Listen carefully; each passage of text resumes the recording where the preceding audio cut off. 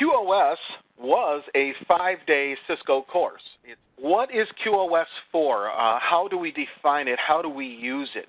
Well, what it has to do with is delineating the way we treat various types of traffic on our network, okay?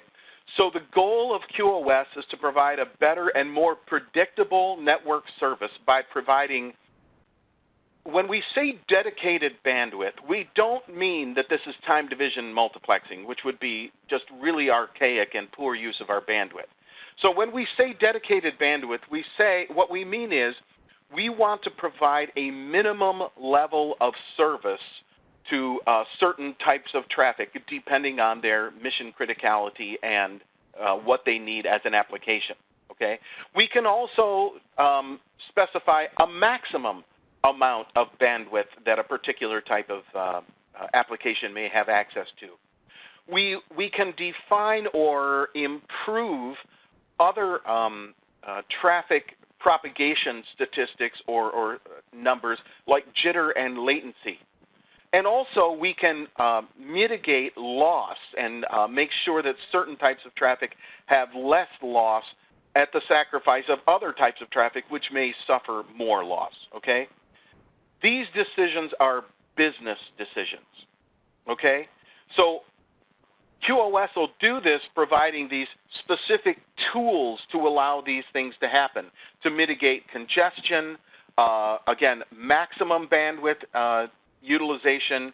Typically, QoS tools are important when you have congestion, i.e. when I have more data trying to go over a certain link than it is clocked for, okay, than it can handle. So what we're doing is we're trying to deal with when congestion happens, who gets the better treatment and who gets the lesser treatment. That way, we would be using our bandwidth, which costs money, as efficiently and in as mission-oriented a way as possible. So the way we're going to do that is we're going to tell the network how to give priority to some traffic versus other traffic. QoS most definitively does not treat all traffic equally. So that's why these definitions exist. The long-winded definition is the ability of the network to predictably provide business applications with the service required for those applications to be successfully used on the network. A much more succinct way of referring to this is managed unfairness. We are, in point of fact, treating the various types of network traffic unfairly. Okay? That is what we're trying to do. Okay? Some time ago, typically what was going on across our network was data, just data. So some applications are running TCP, some applications were running UDP. Well, these things were designed to run in a data network. So that's why people were able to use things like web browsers in the 90s over a 14.4 modem and still be able to browse, okay? Or a 9600 bits per second modem and still be able to browse, because the web browser, like HTTP, uses TCP as its layer 4 application, and TCP was built to be sensitive to the network, things like speeds and loss and quality, okay? Other things ran on UDP because they did not have the same requirements. So back when bandwidth was extremely precious, you might use a UDP layer 4 header because it was smaller, much, much smaller, and it took up a lot less bandwidth than a TCP header. So you used UDP on things you did not need that high quality, high performance guarantee type of a thing, and it saved you bandwidth, as opposed to TCP. So for me to call it right out easy and obviously, file transfer protocol, which we probably have all heard of, file transfer protocol uses TCP at layer 4. But trivial file transfer protocol, TFTP, by the nature of the idea that it's trivial, it uses UDP as a layer 4 protocol. So that's what we were doing. We were sending data across our network, and it may be using TCP or UDP, but this had to do with judgment up front. If it needed guarantees, we would do TCP. If guarantees didn't matter so much, we would do UDP. And then people started saying, you know what? Instead of just putting our data and our applications across our corporate data network, okay, and then paying separately for telephone services to go all over, right? So that every time Kalamazoo made a phone call to Columbus or Columbus made a phone call to Indianapolis, they paid long distance charges. People started saying, but wait a minute, we have a data network. Why don't we start leveraging our data network instead of paying those long distance charges? So people started throwing voice across their data network. Well, voice has different requirements than most data. So voice has special characteristics that data was built to not care about. Voice was built by cavemen, right? Humanity have been using voice for centuries, but data is relatively new. So data could be built to run on a data network. But with voice, we have to make the data network accommodate voice requirements.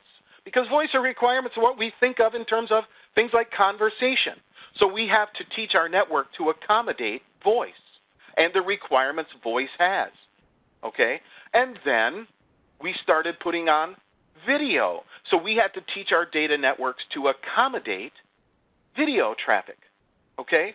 So for example, data traffic, it could be high bandwidth requirement or low bandwidth requirement. Case in point, FTP running TCP will change its window size to as big as it can get and try to put you at a point where you can transfer that file, and the only limitation is that of the speed of the servers.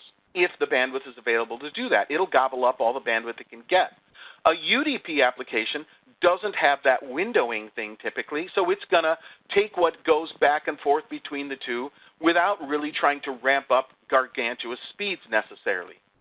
Voice is going to be governed by the codec or coder-decoder, the way the voice is encoded and decoded, and how often it's sampled, and how often and how much data is in those samples. So voice, it hates a drop of packets. It hates big delays between packets. Because if there's a big delay between packets, when it's time to play a sample of what the person said at the other side, there's no sample in the buffer of the receiving phone. So you get a voice dropout. So if you have that happen too much, your voice, so it would be unintelligible, right? So we have to provide a level of service to voice that makes it understandable. But the highest speed codec generally used is called G711, which only generates 64K worth of payload per second. Now, in 2001, when you said 64K of payload, that was an issue because people had 56K circuits. So they could not accommodate a G711 conversation to some of their branch offices. So we used lower bandwidth codecs like G729, which only creates 8K worth of payload per second. The thing is, in both cases, that traffic had to be treated well enough to be intelligible. So we had to tune our networks.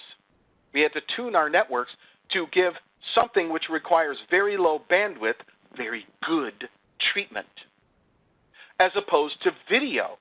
Video may fluctuate in terms of the amount of bandwidth it needs, but it still needs pretty good treatment. You can have a video conference where lips are not matching with the voice. We prefer for it to be of a good quality. So as we converged, we started putting things like data of all kinds and voice and video into our networks, and now having to tell our networks how to treat them. And as I said, they require different levels of treatment. So voice, low bandwidth, but very good treatment in terms of very low jitter and very low delay. One of the things that some videos will do is they will only encode the movement they see.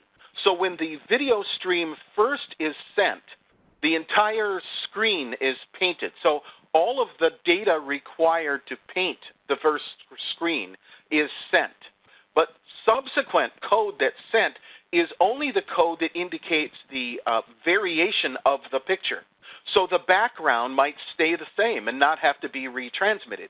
But the moving of the lips of the individual and things like that would have to be encoded, not to mention the voice, which is typically in a separate stream. This morning I was watching the news, and they were interviewing somebody who was at home.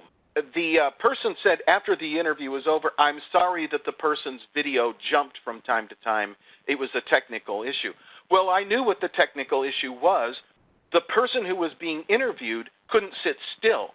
So while they were talking, they were bobbing their head all over the place, thus requiring a much greater amount of bandwidth to be transmitted via satellite back to the studio and then retransmitted back to the satellite to all of us. So that's one of the things about video. It will typically vary in terms of its bandwidth requirement even within a specific video session.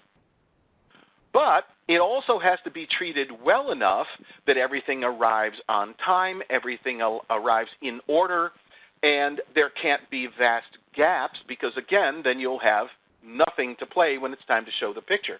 And the difference with that and voice, of course, is with video, the picture will freeze. So you'll continue to see that person. They just won't be moving, as opposed to voice where there is actually a lack of data and a drop.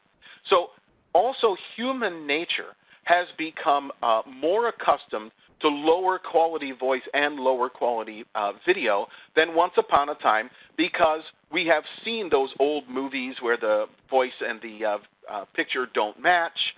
And also things like early cell phone qualities, sometimes you could have a little quality problem.